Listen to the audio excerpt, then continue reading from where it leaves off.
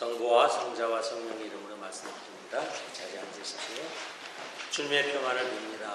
특별히 이 시간 주님께서 주시는 평안과 은혜를 충만하시고 특별히 우리 모두의 마음 안에 하느님으로부터 오는 행복이 가득하기를 기도합니다. 또한 우리는 이 시대에 오늘 이 시간 우리 교회의 미래 세대들을 위해서 기도합니다. 주님께서 우리 젊은이들에게 푸른 비전을 많이 내려주시고 또 신실한 믿음과 좋은 성품으로 세상을 아름답게 하는 우리의 젊은이들, 또 하느님께 영광 돌리는 우리의 젊은이들이 되기를 위해서 오늘 우리는 기도합니다. 오늘은 제가 여러분 웃겨드리겠습니다. 돼지가 예배 시간에 좀 그런 말이잖아요. 돼지가 방귀를 뀌는 걸 뭐라 그래요? 세 글자로? 돼지가 방구를 꼈어요. 세 글자로 뭐라 그래요? 여러분 좋아하는 음식? 돈? 가스. 아직은 제가 웃겨드리지 않았습니다. 소가 방구를 끼면 뭐라 그래요? 꼈어. 네, 웃겨드렸습니다. 자, 오늘 말씀의 제목은 예수께서 말씀하신 행복이라는 제목으로 말씀을 나누고자 합니다. 행복이라는 말로 오늘의 이 예배의 설교를 시작하겠습니다. 자, 여러분 행복하세요? 어떠세요? 제가 묻습니다. 여러분 행복하세요? 네? 자신 없어 하는 표정들이세요? 행복하세요? 네. 대답을 자신있게 크게 하는 분도 있고 아직도 그냥 마음속에 할까 말까 이러는 분도 있습니다. 다시 묻습니다. 5년 전 혹은 1년 전보다는 지금 더 행복하세요? 어떠세요? 네. 한 분만 대답했어요. 세 번째 묻습니다. 여러분 행복을 원하시는지요? 행복을 원하십니까? 예, 우리 다 행복을 원합니다. 행복에 대해서 말씀하면 우리가 대답을 쉽게 하지 못하는 것 중에 하나가 행복이 무엇인지에 대해서 우리가 명확하게 생각이 정리되어 있지 않을 때 누가 행복에 대해서 물어보면 우리는 주저할 수가 있습니다. 어떤 분은 아시면이 뭐 행복 다 아는 거 아닙니까? 하고 이야기하는 분도 있을 수 있지만 사실 저도 행복에 대해서 다 알지 못합니다. 행복, 우리가 다 아는 것 같지만 쉽지 않습니다. 한국어 사전을 보면 생활에서 기쁨과 만족감을 느끼는 흐뭇한 상태, 이것을 행복함이라고 풀이를 합니다. 영어 사전은 이렇게 풀이합니다. Enjoying or showing or marked by joy or pleasure. 어떤 기쁨과 즐거움을 즐기거나 표현하거나 얼굴에 나타나는 것, 이런 것들을 행복이다 이렇게 얘기를 합니다. 여러분 새삼스러운 것이 하나 있는데 제가 미국 헌법은 다 보지 못했지만 대한민국 헌법 10조에 보면은 모든 국민은 행복을 추구할 권리가 있다라고 이렇게 명시되어 있습니다. 우리 헌법에 행복을 헌법에도 있습니까? 예, 이슈합니다. 예. 행복을 추구할 권리. 그만큼 이 헌법에도 이 행복에 대한 규정이 있다 하는 것입니다. 하버드 대학에서 긍정심리학자로 유명한 탈 벤 샤하르 교수 2014년에 한국에서도 아주 크게 이 책이 많이 팔렸습니다. 행복이란 무엇인가? What is happiness? 라는 책이 번역돼서 한국에서 아주 절찬리에 팔린 적이 있습니다. 그런 말하기를 행복은 갑자기 찾아오는 것 또는 원하는 목표를 이루었을 때 느끼는 그 어떤 것이라고 말하지 않습니다.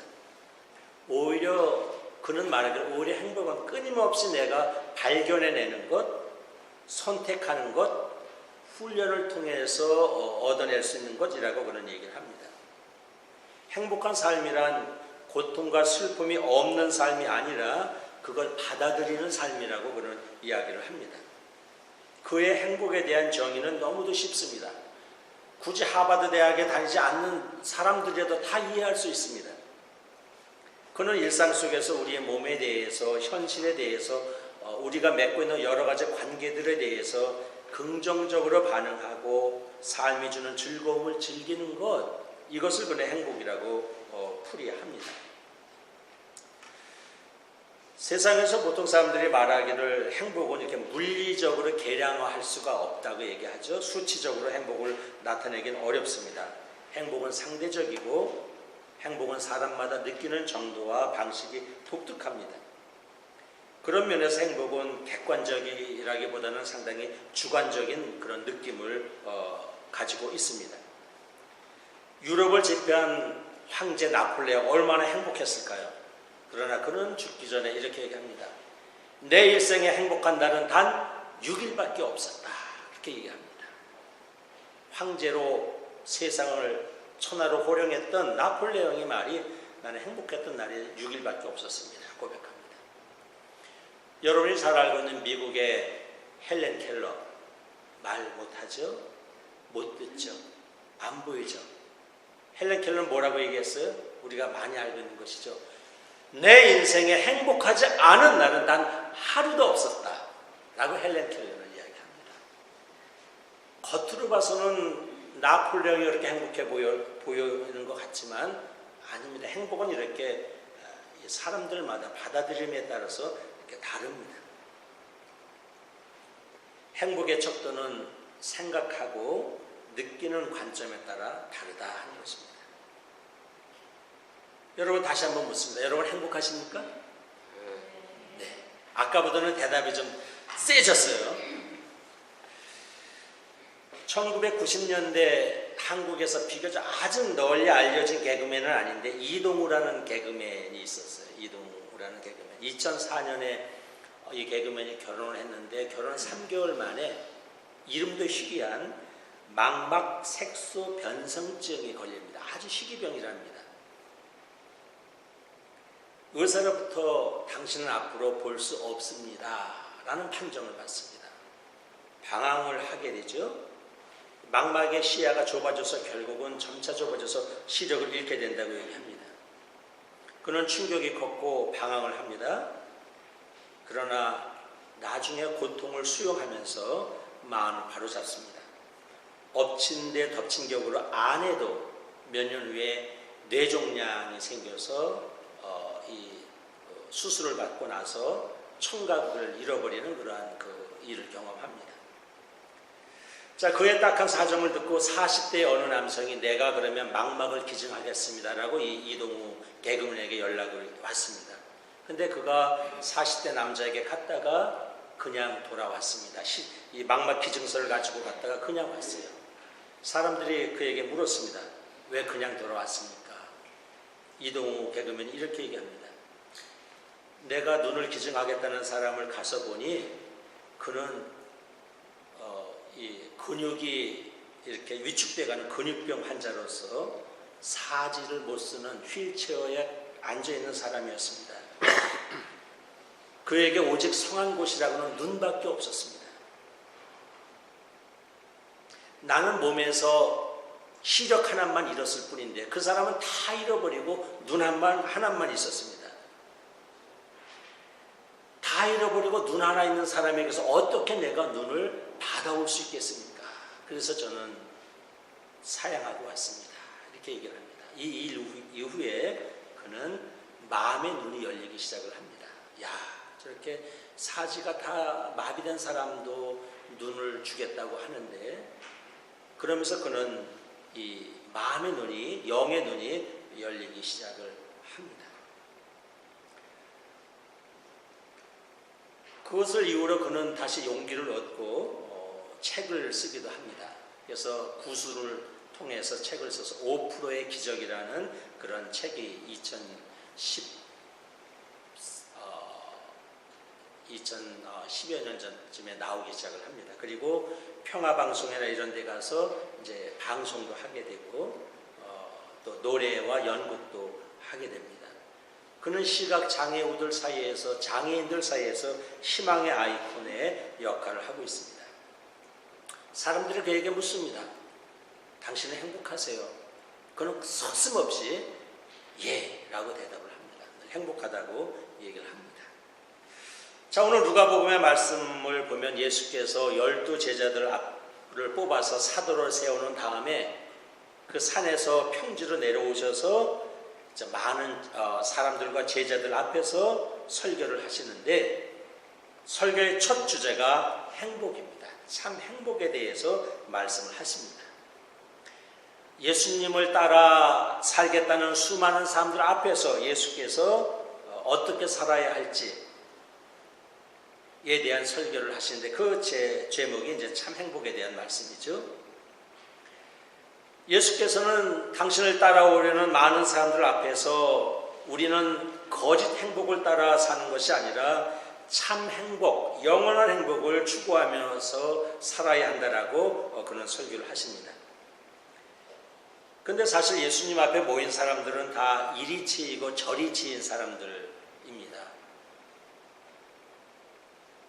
농사가 잘 돼서 포도 농사가 잘 되고 가축 농사가 잘 되면 또 이리 뺏기고 저리 뺏깁니다. 또 여러 가지 노역에 증발되기도 합니다.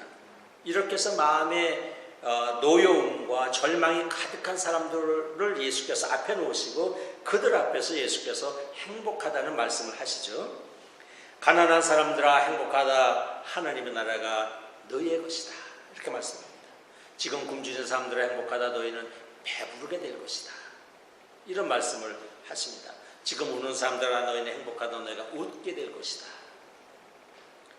여기서 이 복 또는 행복이 예수님 시대에 쓰는 헬라어로는 마카리오이입니다. 마카리오이, 호이 하면서 시작이 됩니다. 굉장히 아주 강력한 문장입니다. 마카리오이, 호이 이렇게 하면서 쭉 말씀을 하시죠. 여기서 예수께서 가난한 사람들, 굶주린 사람들, 우는 사람들을 행복하다고 하셨는데, 이 말씀이, 이 행복선언이 정말 예수께서 가난을 칭찬하시거나 굶주림을 수용하시거나 슬픔 또는 누명 박해받음을 옹호하신 것이 아닙니다. 예수께서 행복하다고 말씀하신 것은 가난함이나 굶주림이나 슬픔이나 박해 속에서도 진리를 따르려는 군중들, 영원한 가치를 놓지 않으려는 사람들, 어떻게 해서든지 하나님의 말씀을 따라 살려는 사람들에게 하나님의 축복이 있으니 너희는 행복하다 하는 그런 행복선언을 하시는 겁니다. 부유한 사람들에게도 예수께서 이렇게 말씀하시죠. 물론 그 예수님 앞에 부유한 사람들이 많지는 않았을 것입니다. 그런데 예수께서 이렇게 말씀하십니다. 부유한 사람들아 너희는 불행하다, 너희는 이미 받을 위로를 다 받았다, 이렇게 말씀하십니다. 지금 배부른 사람들아 너희는 불행하다, 너희가 굶주리게 될 것이다.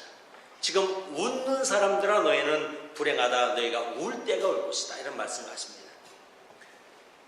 개역번역에는 화가 있을지어다 이렇게 되어 있어요. 더 실감납니다. 화가 있을지어다 이렇게 얘기를 하십니다. 헬라어로는 아우이입니다. 아우이 후미 이렇게 말씀합니다. 아우이가 화 또는 불행, 저주 이런 의미입니다. 예수께서 이런 무서운 말씀을 하십니다.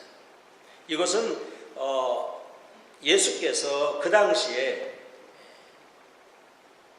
정의가 메마르고 불공평한 세상에 많은 그런 책임을 가지고 있는 기득권층들에게 주시는 그런 말씀이었습니다.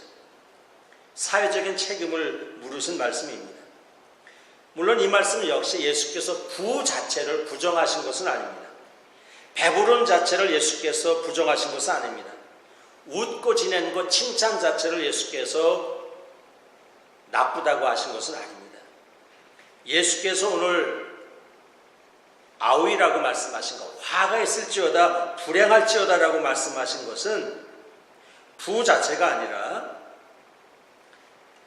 가난한 사람들은 안 한 것 없이 자신의 부를 모으는 데 집착하는 사람들, 자신의 양식만을 모으는 데 열중하는 사람들, 세상의 그늘진 곳은 외면하고 자기만의 즐거움을 따라 쾌락을 추구하면서 사는 사람들, 세상은 어찌 되는지 관심하지 아니하고 입신양명에만 몰두하는 사람들, 이런 사람들을 질타하신 것입니다.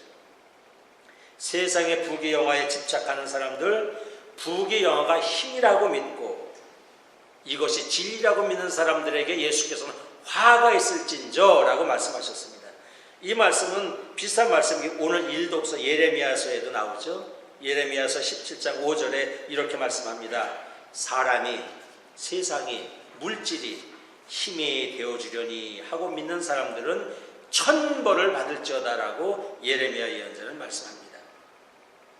예수께서 질타하시고 화가 있을진저 말씀하신 것은 세상의 부귀영화 그 이상의, 그 너머의 것에는 관심도 없는 사람들, 그 이상에 대해서 알려하지 않는 사람들, 이런 사람들에게 화가 있을진저라고 말씀하신 것입니다. 그러므로 우리는 오늘 예수님의 행복선언과 불행선언은 그러한 차원에서 이해를 하면 이해할 수가 있습니다. 다시 행복선언으로 돌아옵니다. 주님은 제자들과 오늘 우리들에게 행복을 선언하셨습니다. 행복이란 무엇인가? 우리는 그리스도인으로서 다시 한번 기도하고 묵상하는 가운데 행복에 대한 자기의 이해가 있어야 합니다. 누가 행복에 대해서 물으면 나는 행복에 대해서 이렇게 생각합니다 라고 여러분이 행복에 대한 이해가 있어야 합니다. 저는 이렇게 얘기합니다. 행복은 자신의 삶에 대한 고백입니다. 그리고 하나님과 함께하는 삶에서 오는 하나님의 은혜라고 저는 말씀합니다. 성경은 사람이 아무리 행복하다고 외쳐도, 나는 행복하다 행복하다 외쳐도 복의 근원이 하나님과 함께하지 않는 삶은 불행한 삶이라고 말씀합니다. 오늘 예수님의 불행선언이 그것입니다. 아무리 배가 부르다고 나는 행복하다 행복하다 해도 하나님으로부터 떨어져 있는 삶은 행복이 아니고 불행이다 하는 것입니다. 그런 의미에서 행복은 주관에만 근거하고 있지 않습니다. 하나님이 함께 하실 때, 하나님 안에 있을 때 진정한 행복이 있다 하는 것입니다. 고난과 굶주림과 가난과 질병 속에 있는 사람들에게 예수께서 행복을 선언하셨는데 그 말씀은 뭐냐면 지금 고난, 지금 굶주림, 지금 가난, 질병, 어려움 속에 있을지라도 그 속에서 하나님에 대한, 선하신 하나님에 대한 사랑과 영원한 가치를 놓지 않고 잃어버리지 아니하고 간직하며 사는 사람들은 행복하다는 것입니다. 그래서 예수께서는 감히 이렇게 말씀하십니다. 고난과 굶주림과 가난의 속에 있는 사람들에게 오히려 기뻐하고 즐거워하라고 말씀을 합니다. 이게 오늘 예수께서 우리에게 주시는 행복에 대한 말씀입니다. 시편, 오늘 우리가 1편을 같이 낭송을 했죠. 시편 1편 우리가 많이 알고 있는 말씀입니다. 여기에서 성경이 우리에게 말씀하는 복에 대한 개념이 아주 분명하게 나와 있습니다. 오늘 시편은 사람들 사이에서 악한 자리에 가지 아니하고 죄인들의 길을 거닐지 아니하고 추수하는 사람들과 어울리지 않는 사람들은 행복하다라고 얘기를 합니다. 그리고 하나님의 말씀을 즐거워하며 하나님의 말씀을 주야로 묵상하는 사람들이 행복하다 말씀합니다. 성경 어디에서도 행복을 배부름이나 권력이나 부귀나 세상의 입신양명이라고 말하지 않습니다. 성경은 우리에게 말씀하기를 행복은 우리의 삶의 내용과 삶의 방향에 달려있다고 말씀을 합니다. 말씀을 마칩니다. 예수께서는 참 행복을 몸의 상태나 물질의 양이나 소유나 명성이나 세상 재미에 두지 않으셨습니다. 우아히 그런 삶은 오히려 불행하다고 하셨습니다. 화가 있다고 하셨습니다. 주님께서 말씀하시는 행복은 영원한 가치를 우리가 꼭 부여잡고 사는 삶, 하나님 나라를 추구하는 삶, 하나님의 선하신 일에 함께하는 삶, 이것이 행복한 삶이라고 예수께서는 말씀하십니다. 다시 말씀드립니다. 행복은 자신의 삶에 대한 고백입니다. 그러므로 여러분이 삶을 살면서 언제든지 수시로 행복에 대한 고백이 우리에게 나와야 합니다. 주님, 행복합니다. 이래서 행복합니다. 저래서 행복합니다. 이 행복에 대한 고백이 우리의 입에서 수시로 나와야 합니다. 행복은 또한 하느님의 은혜입니다. 아무리 내가 행복하다고 할지라도 하느님이 함께 하시지 않으면 그 행복은 거짓 행복입니다. 화가 있는 행복입니다. 그러므로 행복은 자신의 삶에 대한 고백이며 하느님의 은혜입니다. 영원하신 하느님 안에 있을 때, 하느님의 자비 안에 있을 때, 하느님의 보상 안에 있을 때, 하느님의 인정 안에 있을 때 그 인생이 참으로 행복하다고 예수께서는 말씀하십니다. 성경은 우리에게 행복은 삶의 내용이고 삶의 방식에 있다고 선언하고 있습니다. 주님과 함께하는 삶, 이웃께 하는 삶, 이것이 우리를 행복으로 이끌어가는 길입니다. 늘 주님과 함께하고 이웃과 함께하는 삶을 살 때 우리는 그 속에서 행복을 고백하고 행복을 발견하고 행복을 즐길 수가 있습니다. 오늘 주님께서 참 행복에 대한 말씀을 하셨습니다. 여러분 마음속에서 언제나 행복에 대한 고백이 언제나 우렁차게 나오는, 행복에 대한 고백이 언제나 분명히 나오는 그러한 삶이 되기를 주의 이름으로 축원합니다. 하느님과 사람 앞에서 서로 사랑하며 기뻐하며 즐거워하며 살아가는 참으로 행복한 인생의 주인공이 저와 여러분이 되기를 주의 이름으로 축원합니다. 성부와 성자와 성령의 이름으로 말씀드렸습니다.